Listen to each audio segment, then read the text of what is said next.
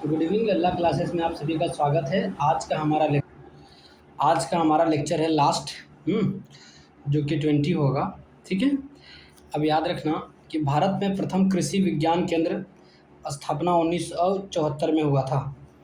कृषि विज्ञान केंद्र की बात करेंगे, स्थापना 1974 में पुदुचेरी में की गई थी। कहाँ की गई थी? पुदुचेरी में की गई थी। आगे देखते हैं। सामाजिक वानिकी और पर्यावरण पुनर्वास केंद्र प्रयागराज यूपी में है। प्रयागराज यूपी में सामाजिक वानिकी और पर्यावरण का पुनर्वास केंद्र है। सामाजिक वानिकी और पर्यावरण का पुनर्वास केंद्र प्रयागराज यूपी में है। वन अनुसंधान संस्थान देहरादून उत्तराखंड में है। ठीक है।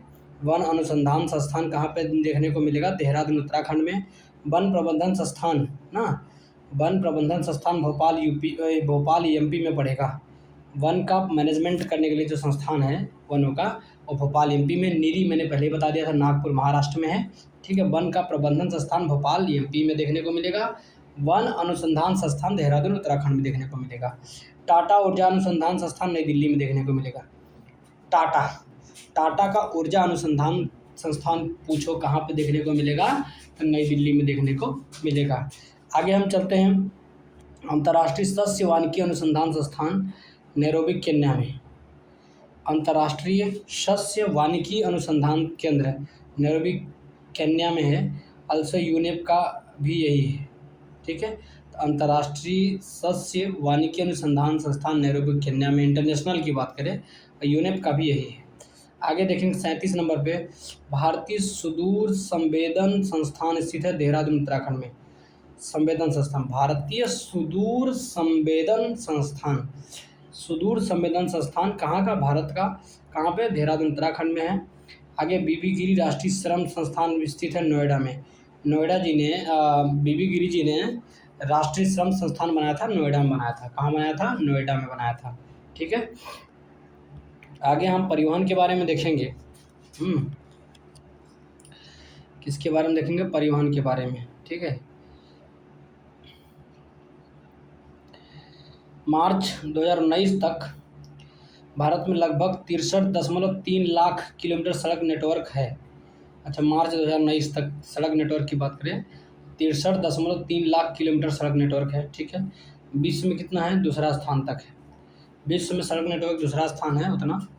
भारत में यात्री यातायात एवं माल यातायात हेतु सड़क परिवहन का स्थान अग्रणी है। भारत में यात्री यातायात हेतु और सड़क परिवहन का स्थान जो है, भारत में यात्री यातायात एवं माल यातायात हेतु सड़क परिवहन का स्थान जो है अग्रणी है। ठीक है। National highway authority of India की रिपोर्ट आई 31 मार्च 2019 के तहत राष्ट्रीय राजमार्गों की सर्वाधिक लंबाई कहाँ की है? तो महाराष्ट्र की नंबर 1 लंबाई है, जो कि 11,757 किलोमीटर ये महाराष्ट्र की है। ठीक है। और उत्तर प्रदेश की 11,737 किलोमीटर, 11,737 किलोमीटर उत्तर प्रदेश की है। हाँ। और राजस्थान की 10,342 किलोमीटर की है। ठीक है। कौन बताया? National highway authority of India 31 मार्च 2019 को लंबाई बताई। तो महाराष्ट्र का ज़्यादा बताया, 11,757 किलोमीटर।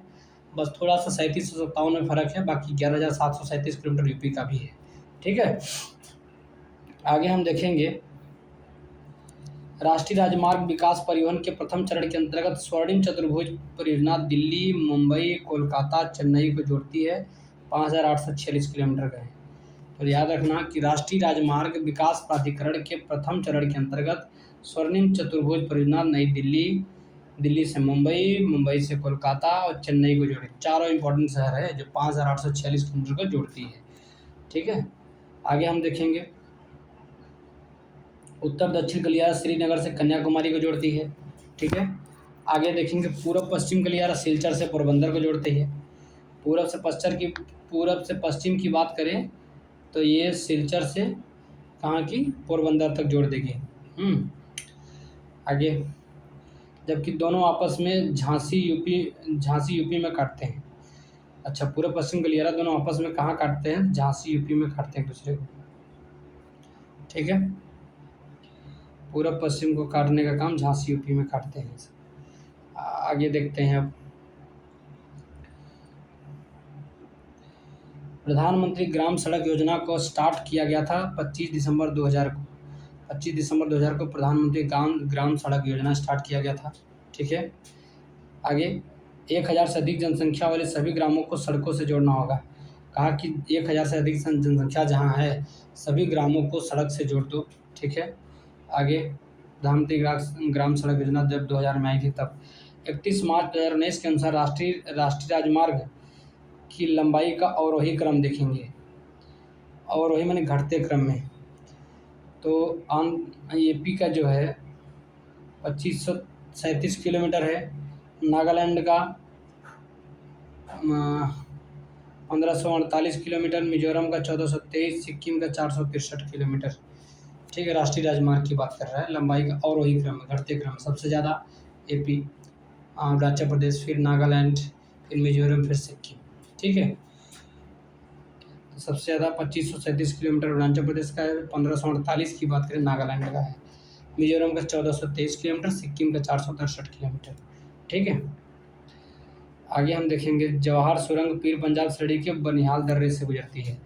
मैंने पहले बातें बता चुका है कि जवाहर सुरंग जो है ये जवाहर सुरंग पीर पंजाल श्रेणी के बनिहाल दर्रे से गुजरती है। हाँ, जवाहर सुरंग जो है पीर पंजाल श्रेणी के बनिहाल दर्रे से गुजरती है। रेलवे जोन देखेंगे, मुख्यालय उत्तर पूर्व रेलवे गोरखपुर में है। उत्तर पूर्व रेलवे का मुख्यालय गोरखपुर में है। ठीक है, अब पूर्वी रेलवे का कोलकाता में हो जाएगा। दक्षिण पूर्व मध्य रेलवे का मुख्यालय बिलासपुर में देखने को मिलेगा। दक्षिण पूर्व रेलवे का मुख्यालय कोलकाता में देखने को मिलेगा।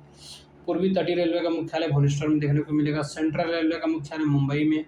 वेस्टर्न रेलवे चर्च गेट हो जाएगा। नॉर्थ फ्रंटियर रेलवे के मुख्यालय है गुवाहाटी में। साउथ ईस्टर्न रेलवे के मुख्यालय देखेंगे कोलकाता में। उत्तर पश्चिम रेलवे का मुख्यालय जयपुर में देखने को मिलता है। उत्तर मध्य रेलवे का मुख्यालय इलाहाबाद में देखने को मिलता है। उत्तर मध्य रेलवे इलाहाबाद, उत्तर पश्चिम railway Jaipur, south eastern railway Kolkata, north frontier railway Guwahati, western railway Churchgate, central railway Mumbai, पूर्वी तटीय रेलवे भुवनेश्वर, दक्षिण पूर्व रेलवे कोलकाता, दक्षिण पूर्व मध्य रेलवे बिलासपुर, पूर्वी रेलवे कोलकाता, उत्तर पूर्वी रेलवे गोरखपुर, रेलवे जोन। ठीक है, आगे देख लो। आगे रेल कोच फैक्ट्री जो है कहाँ पे बनती है? कपूरथला पंजाब में। व्हील एंड एक्सल संयंत्र बेंगलुरु में। व्हील एंड एक्सल संयंत्र देखने को कहाँ मिलेगा? बेंगलुरु में। डीजल लोकोमोटिव वर्क्स कहाँ पे देखने को मिलेगा? वाराणसी में। Integral coach factory Perambur Tamil Nadu में। इंटीग्रल कोच फैक्ट्री कहाँ देखने को मिलेगा आपको? पेरम्बूर तमिलनाडु में देखने को मिलेगी। आगे हम देखेंगे national academy of India railway staff college कहाँ स्थित है? बड़ौदा गुजरात में। ठीक है, national academy of India railway देखेंगे। रेलवे स्टाफ कॉलेज जो बना हुआ है बड़ौदा गुजरात में है। साल की लकड़ी का प्रयोग किया जाता है रेलवे के स्लीपर के लिए। ठीक है, रेलवे के स्लीपर के लिए साल की लकड़ी का प्रयोग किया जाता है। साल या साखू बोलते हैं उसको, कठोर, मजबूत और भारी होती है। साल की लकड़ी का जो प्रयोग होता है रेलवे के स्लीपर के लिए यूज होता है, जो साखू, कठोर, मजबूत, भारी होते हैं। भारत की प्रथम सीएनजी ट्रेन की शुरुआत रेवाड़ी रोहतक खंड पर जनवरी 2015 में हुई। कब? जनवरी 2015 में शुरू हुई थी। तो भारत की प्रथम सीएनजी ट्रेन की जो शुरुआत हुई रेवाड़ी रोहतक खंड पर जनवरी 2015 में शुरू हुई थी। भारत की पहली सीएनजी ट्रेन की शुरुआत रेवाड़ी से रोहतक के बीच में, सीएनजी ट्रेन ना, तो रेवाड़ी से रोहतक के बीच में हुआ था, जो जनवरी 2015 में हुआ था। ठीक है, सीएनजी ट्रेन। सिक्किम में कोई भी रेलवे विस्तार नहीं है। सिक्किम राज्य में कोई भी रेलवे विस्तार नहीं है। आगे भारत में रेल सुरंगों की लंबाई का क्रम। भारत में रेल सुरंगों की लंबाई का क्रम देखेंगे। पीर पंजाल रेल सुरंग, उसके बाद में कारबूत रेलवे सुरंग, फिर नाथूबाड़ी रेलवे सुरंग। पहले पीर पंजाल रेल सुरंग है, फिर कारबूत रेल सुरंग है, फिर नाथूबाड़ी रेल सुरंग है। पीर पंजाल रेल सुरंग, कारबूत रेल सुरंग, नाथूबाड़ी रेल सुरंग। ठीक है, आगे हम देखेंगे कोच्चि। देखेंगे कोच्चि बंदरगाह केरल में है। कोच्चि बंदरगाह केरल में है, मालाबार तट से संबंधित है। ठीक है, यह एक प्राकृतिक बंदरगाह है। हाँ, तो ये कुची करना है, प्राकृतिक बंदरगाह है। ठीक है, आगे हम लोग चलेंगे। नौ परिवहन या मत्स्यन फिशिंग में ज्वार भाटा सहायक होते हैं। नौ परिवहन मत्स्यन में ज्वार भाटा सहायक होते हैं, ठीक है। उच्च ज्वार भाटा के बड़े जलयानों को बंदरगाह में सुरक्षित प्रवेश या निकास में मदद करते हैं, ठीक है। ठीक है, जब ज्वार भाटा आता है तो बंदरगाह मतलब आराम से जो है हम सुरक्षित प्रवेश कर सकते हैं और निकास में मदद करता है। कांडला एवं डायमंड हार्बर ज्वारी बंदरगाह है। कांडला ले लो, ठीक है, और डायमंड हार्बर जो है ये दोनों क्या हैं, ज्वारी बंदरगाह हैं। कौन सा बंदरगाह है बाबू, ज्वारी बंदरगाह है, ठीक है। कोचीन या कोच्चि शिपयार्ड भारत का सबसे बड़ा पोत प्रांगण है। तो कोई पूछे कि भारत का सबसे बड़ा पोत प्रांगण की बात करेंगे तो कोच्चि शिपयार्ड, कोचीन, ठीक है। पोत प्रांगण को शिपयार्ड बोलते हैं जहाँ जहाज़ों का निर्माण एवं मरम्मत कार्य होता है। कोच्चि में चले जाओ, यहाँ पे बहुत बड़ा जो है पोत प्रांगण है जहाँ पे जहाज़ों का निर्माण और मरम्मत कार्य होता है। आगे हम देखेंगे कांडला एक ज्वारी बंदरगाह है, ठीक है, जो कच्छ की खाड़ी में स्थित है। यह एक प्राकृतिक बंदरगाह है ना। कांडला ये कैसा है, प्राकृतिक बंदरगाह है।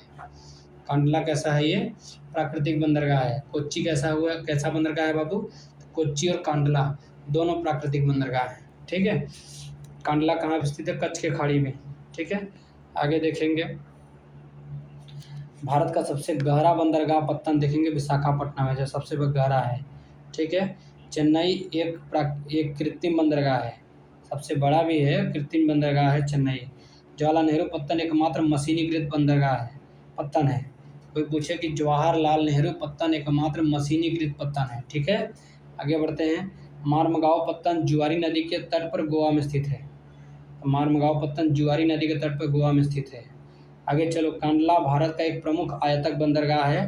कांडला, पारादीप, मुंबई प्राकृतिक बंदरगाह है, ठीक है। तो कांडला भी प्राकृतिक है, पारादीप, मुंबई और कोच्चि तीनों जो है प्राकृतिक बंदरगाह है।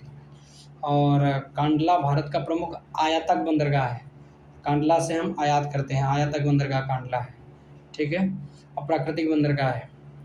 कोच्चि विशाखापट्टनम प्राकृतिक बंदरगाह है। कोच्चि और विशाखापट्टनम भी प्राकृतिक बंदरगाह है, जबकि चेन्नई और तुतीकोरिन कृत्रिम बंदरगाह है। चेन्नई वाले को बनाया गया, तुतीकोरिन को भगवान ने बनाता है। तो कहने को चेन्नई और तुतीकोरिन जो है कृत्रिम बंदरगाह देखने को मिलेंगे दोनों। चेन्नई और तुतीकोरिन कृत्रिम बंदरगाह है, ठीक है। और कोच्चि और विशाखापट्टनम प्राकृतिक बंदरगाह है। विशाखापट्टनम भी प्राकृतिक से बना हुआ है, कोच्चि भी प्राकृतिक से बना हुआ है, लेकिन चेन्नई तुतीकोरिन जो है ये कृत्रिम मानव ने बनाया इसको। आगे हम देखेंगे भारत में 5 LNG टर्मिनल है। एक दहेज गुजरात में LNG टर्मिनल है, दूसरा हजीरा गुजरात में भी LNG टर्मिनल है, तीसरा कोच्चि केरल में LNG टर्मिनल है, फिर दाभोल महाराष्ट्र में LNG टर्मिनल है चौथा,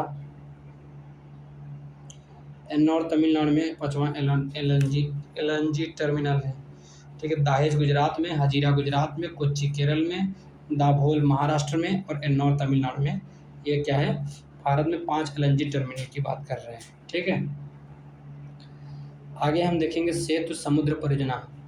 अब सेतु समुद्र परियोजना की बात करें तो भारत और श्रीलंका के मध्य पाक जलडमरू मध्य अमरनाथ की खाड़ी की जोड़ने का प्रस्ताव है। तो सेतु समुद्रम परियोजना में क्या कहा गया है कि भारत और श्रीलंका के मध्य जो पाक जलडमरू मध्य अमरनाथ की खाड़ी को जोड़ने का प्रस्ताव है, ठीक है। आगे देखेंगे अलेप्पी बंदरगाह केरल में देखने को मिलेगा। कृष्णापट्टनम बंदरगाह आंध्र प्रदेश में देखने को मिलेगा। कृष्णापट्टनम बंदरगाह कहाँ पे, आंध्र प्रदेश में देखने को मिलेगा। नेशनल वाटरवेज फर्स्ट हल्दिया से प्रयागराज गंगा नदी पर है। पश्चिम बंगाल यूपी दो में हल्दिया से प्रयागराज गंगा नदी पर है नेशनल वाटरवेज फर्स्ट। कौन राष्ट्रीय जलमार्ग कोट्टापुरम तथा कोल्लम को जोड़ता है? केरल तटीय नहर जलमार्ग। केरल तटीय नहर जलमार्ग जो है ये कोट्टापुरम और कोल्लम को जोड़ता है। कोट्टापुरम और कोल्लम को जोड़ने वाला केरल तटीय नहर जलमार्ग है। राष्ट्रीय अंतर्देशीय नौवहन संस्थान नीनी स्थित पटना में। राष्ट्रीय अंतर्देशीय की बात कर रहा है, नौवहन संस्थान स्थित है नीनी पटना में स्थित है। कहाँ पे स्थित है? नीनी पटना में, ठीक है। खुला सागरी बंदरगाह चेन्नई में है। खुला सागरी बंदरगाह कहाँ पे है बाबू? चेन्नई में। उसे कहते हैं जहाँ जली पोत। खुला सागरी बंदरगाह चेन्नई में है और खुला सागरी बंदरगाह उसे कहते हैं जहाँ जली पोत तट से दूर खुले सागर में ही लंगर डालते हैं। जहाँ जली पोत जो होते हैं तट से दूर खुले सागर में ही लंगर डालते हैं। ठीक है, तो खुला सागरी बंदर कहा कहते हैं इसको। ठीक है, आगे देखेंगे बाह्य पत्तन का उदाहरण हल्दिया। बाह्य पत्तन का जो उदाहरण है हल्दिया है। बाह्य पत्तन का उदाहरण हल्दिया हल्दिया उसे कहते हैं जो गहरे जलीय भाग में स्थित है। जो गहरे जलीय भाग में स्थित है का मुख्य पत्तन का सहायक होता है। तो बाह्य पत्तन का उदाहरण तो हल्दिया उसे कहते हैं जो गहरे जलीय भाग में स्थित है तथा मुख्य पत्तन का सहायक होता है, उसे बाह्य पत्तन कहते हैं। बाह्य पत्तन उसे कहेंगे जो गहरे जलीय भाग में स्थित हो तथा मुख्य पत्तन का सहायक, उसे बाह्य पत्तन कहते हैं। जैसे हल्दिया हो गया। गार्डन रिच शिपयार्ड ये पश्चिम बंगाल में देखने को मिलेगा। गार्डन रिच शिपयार्ड पश्चिम बंगाल में। हिंदुस्तान शिपयार्ड की बात करें तो आंध्र प्रदेश में है। ठीक है, मझगांव डॉक्स की बात करें महाराष्ट्र में। कोचिन शिपयार्ड की बात करें केरल में। ठीक है, तो गार्डन रिच शिपयार्ड पश्चिम बंगाल में। हिंदुस्तान शिपयार्ड की बात करें तो आंध्र प्रदेश में। मझगांव डॉक्स की बात करें महाराष्ट्र में। कोचिन शिपयार्ड की बात करें तो केरला में। ठीक है, भारत का सबसे बड़ा जहाज तोड़ने का यार्ड जो है शिप रिसाइकलिंग अलंग में अवस्थित है। कहाँ पे? अनलग अनलग में अवस्थित है। अनलग जो है भावनगर गुजरात में है। ठीक है, अलंग कहाँ पे स्थित है? भावनगर गुजरात में। और भारत का सबसे बड़ा जहाज तोड़ने का यार्ड है शिप यार्ड शिप रिसाइकलिंग की बात करता है। तो भारत का सबसे बड़ा जहाज तोड़ने का यार्ड है अलंग भावनगर गुजरात में। ठीक है, आगे मुंद्रा पत्तन गुजरात में स्थित है। मुंद्रा पत्तन कहाँ पे स्थित है बाबू? गुजरात में स्थित है। आगे हम चलते हैं, देखते हैं। कोचीन अंतर्राष्ट्रीय हवाई अड्डा केरल में है। कोचीन अंतर्राष्ट्रीय हवाई अड्डा कहाँ है बाबू? केरल में। विश्व प्लस भारत का पहला सौर ऊर्जा संचालित हवाई अड्डा। विश्व का ले लो या भारत का ले लो। ठीक है, पहला सौर ऊर्जा संचालित हवाई अड्डा वर्ष 2015 से। ठीक है, कोचीन अंतर्राष्ट्रीय हवाई अड्डा ऐसा है जो केरल में है, जो विश्व प्लस भारत का सौर ऊर्जा संचालित हवाई अड्डा है ना। विश्व का और भारत का पहले बार सौर ऊर्जा संचालित हवाई अड्डा कोचीन अंतर्राष्ट्रीय हवाई अड्डा है। पर्यटन स्थल देखेंगे, औली या चक्राता ये उत्तराखंड में है। औली या चक्राता उत्तराखंड में। हाफलांग असम में है। ठीक है, कालिम्पोंग पश्चिम बंगाल में है। कुफरी हिमाचल प्रदेश में है। औली चक्राता कहाँ पे देखने को मिलेगा? उत्तराखंड में। औली और चक्राता उत्तराखंड में। ठीक है, औली चक्राता चकरा जाएंगे उत्तराखंड में। हाफलांग असम में। आते आते आदमी थक हाँफने लगता है। अब हाफलांग असम में। कालिम्पोंग की बात करें तो ये पश्चिम बंगाल में। कालिम्पोंग पश्चिम बंगाल में देखा जाता है। कुफरी की बात करें तो कुफरी प्रमुख स्थल राज्य है हिमाचल प्रदेश में। कुफरी कहाँ पे स्थित है? हिमाचल प्रदेश में स्थित है। ठीक है, उड़वाड़ा गुजरात में। उड़वाड़ा कहाँ पे है देखने को? गुजरात में। पॉइंट कैलिमर तमिलनाडु में देखने को मिलेगा। गुलमर्ग जम्मू कश्मीर में। कसौली और किलांग ये दोनों हिमाचल प्रदेश में है। उड़वाड़ा गुजरात में, पॉइंट कैलिमर तमिलनाडु में, गुलमर्ग जम्मू कश्मीर में, किलांग और कसौली हिमाचल प्रदेश में है। आनंद का नगर कोलकाता है। आनंद का नगर की बात करें कोलकाता है। झीलों का नगर उदयपुर को कहते हैं। आनंद का नगर कोलकाता है। झीलों का नगर उदयपुर है। आगे हम देखेंगे वेंकटेश्वर तिरुपति मंदिर स्थित है तो आंध्र प्रदेश के चित्तूर जिले में। वेंकटेश्वर तिरुपति मंदिर स्थित है आंध्र प्रदेश के चित्तूर जिले में। यह मंदिर शेषाचलम पर्वत श्रेणी में स्थित है। तो वेंकटेश्वर जो तिरुपति मंदिर है और किस पर्वत श्रेणी में है? तो शेषाचलम पर्वत श्रेणी में है। तो वेंकटेश्वर तिरुपति मंदिर स्थित है आंध्र प्रदेश के चित्तूर जिले में। यह मंदिर शेषाचलम पर्वत श्रेणी में स्थित है। ध्वस्त नगर को घोस्ट टाउन बोलते हैं। घोस्ट टाउन अवशेष अभी भी दिखाई देते हैं। कुलधारा, धनुषकोडी और लखपत नगर। ध्वस्त नगर अवशेष अभी भी दिखाई देते हैं। एग्जाम्पल कुलधारा का, धनुषकोडी का, लखतपुर का। ठीक है, आगे हम देखेंगे तीर्थ स्थान देख लेंगे और अवस्थिति देख लेंगे। श्रीशैलम नल्लामल्ला पहाड़ी आंध्र प्रदेश में देखने को मिलेगा। ठीक है, श्रीशैलम नल्लामल्ला पहाड़ी आंध्र प्रदेश। ओंकारेश्वर मांधाता पहाड़ी एमपी में। ओंकारेश्वर जो तीर्थ स्थान है मांधाता पहाड़ी एमपी में। पुष्कर जो है अरावली पहाड़ी राजस्थान में है। बन्नी चारागाह कहाँ पे देखने को मिलेगा? गुजरात में। ठीक है, बन्नी करके खूब चराते हैं मोदी जी। तो बन्नी चारागाह की बात करें तो गुजरात में देखने को मिलेगा। बघियाल चारागाह की बात करें उत्तराखंड में, बुग्याल चारागाह की बात करेंगे तो उत्तराखंड में।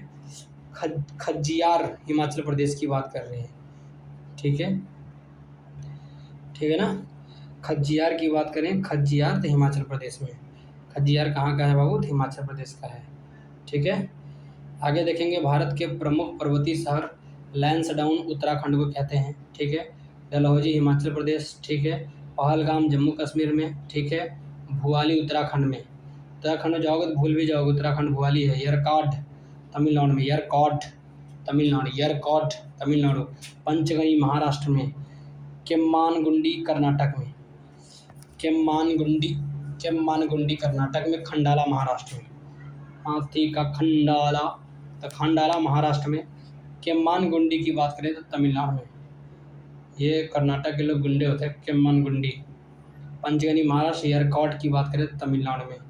भुआली की बात करें तो उत्तराखंड में, ठीक है। बाकी लैंसडाउन उत्तराखंड, डलहौजी हिमाचल प्रदेश, पहलगाम जम्मू कश्मीर।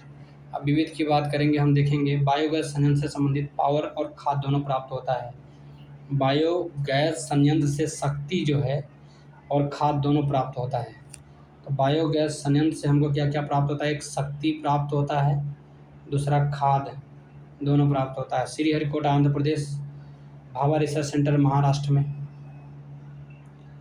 भाभा रिसर्च सेंटर कहाँ देखने को मिलेगा, महाराष्ट्र में। थुम्बा केरल भूचुंबकीय विषुवत रेखा पर स्थित है।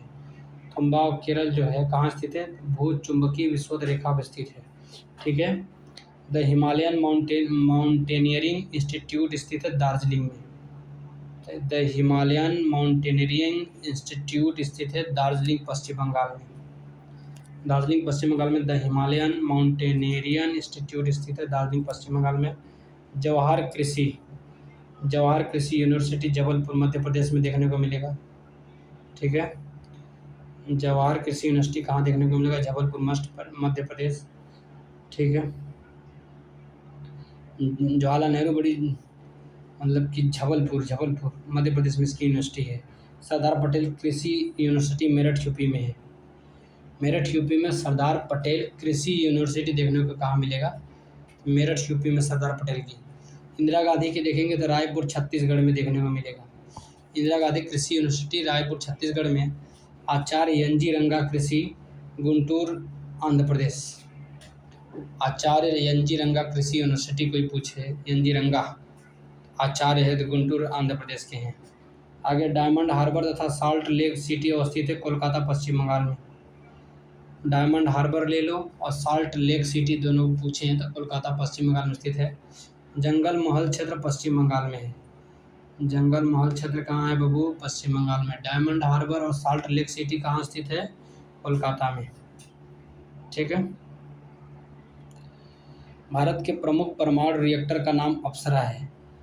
भारत के प्रमुख परमाणु रिएक्टर की बात करें तो अप्सरा है। गर्म जल स्रोत लसुंदरा कहाँ पे मिलेगा, गुजरात में। औलोली महाराष्ट्र में। मणिकर्ण हिमाचल प्रदेश में। सोहना हरियाणा में, ठीक है।